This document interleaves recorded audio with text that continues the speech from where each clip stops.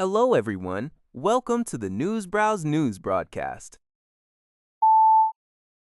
According to a report by Lianhe Zaobao, South Korean President Lee Jae-myung held a summit in Belgium with EU leaders, including European Council President Antonio Costa and European Commission President Ursula von der Leyen. Following the meeting, the two sides issued a joint statement strongly condemning the illegal military cooperation between North Korea and Russia. The joint statement emphasized the crucial importance of achieving a comprehensive ceasefire in the Russia-Ukraine war and pledged mutual support for Ukraine's post-war reconstruction.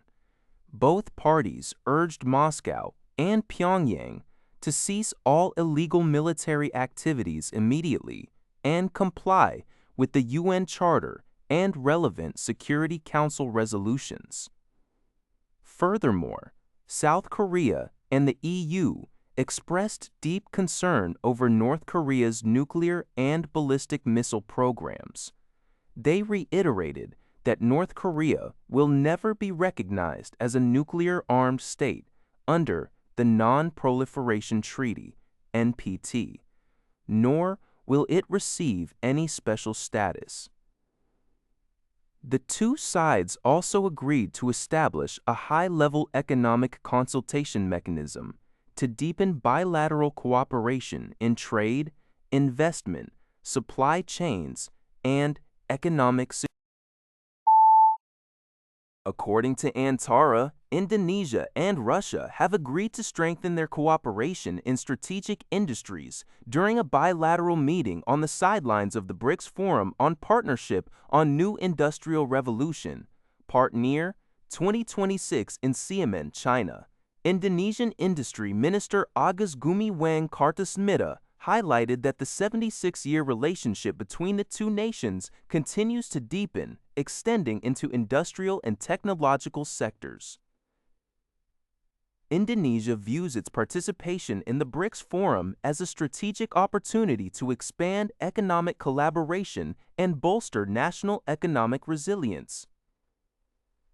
During the meeting, representatives from both sides, including Tri Supandi from the Indonesian Ministry of Industry and Andrei Gorobets from the Russian Trade Mission in China, explored mutually beneficial projects. Bilateral non-oil and gas trade reached approximately US $1 billion in the first quarter of 2026, showing a positive year-on-year increase.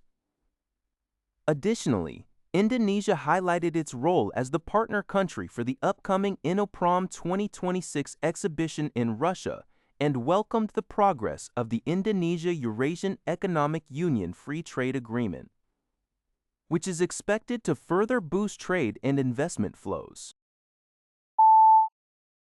According to NHK, 4 Chinese Coast Guard vessels entered Japanese territorial waters near the Senkaku Islands in Okinawa Prefecture on the afternoon of June 10. The Japan Coast Guard's 11th Regional Coast Guard Headquarters reported that the vessels entered the waters near Otsuri Island successively over a 10-minute period starting around 4:23 p.m. All 4 ships were confirmed to be equipped with what appeared to be deck guns. After sailing in the territorial waters for approximately 1 hour and 20 minutes, the vessels departed the area by around 6 p.m. This incident marks the first time since May 26 that Chinese Coast Guard ships have been confirmed entering Japanese territorial waters in the area. The Japanese Coast Guard remains on high alert, continuing its warning and surveillance activities to prevent further intrusions.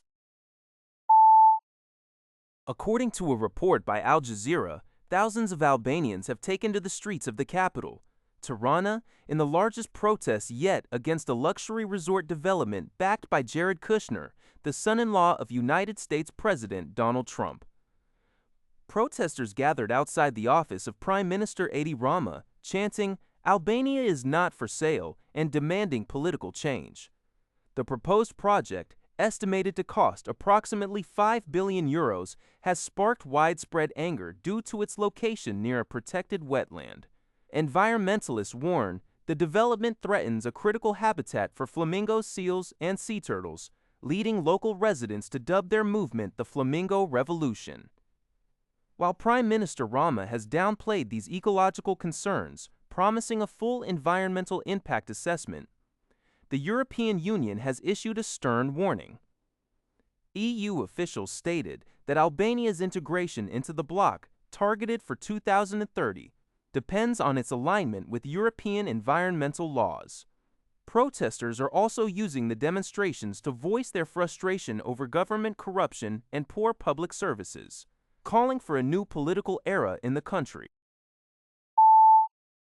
According to a report by the Asahi Shimbun, China is hosting the International Conference for Trans-Altai Subregional Cooperation in the city of Altai, Xinjiang. The forum, which is attended by officials from countries including Kazakhstan, Mongolia, and Russia, aims to promote trade and economic development in the region, particularly in coal, oil, gas, and cotton industries. Chinese officials highlighted the region's rapid development as a success story of national governance. However, the event has spotlighted Xinjiang's highly controversial history. Beginning in 2017, China detained an estimated 1 million or more ethnic minorities, predominantly Uyghurs, in what Beijing characterized as a counter-terrorism initiative. Although China claims most detention centers were closed by 2021, human rights groups and experts report that many facilities were converted into formal prisons, and that widespread forced government employment programs continue to target minority populations. The forum highlights China's ongoing efforts to rebuild the region's economic image amidst persistent international criticism over human rights abuses. That's all for this video. Thank you for watching. See you in the next video.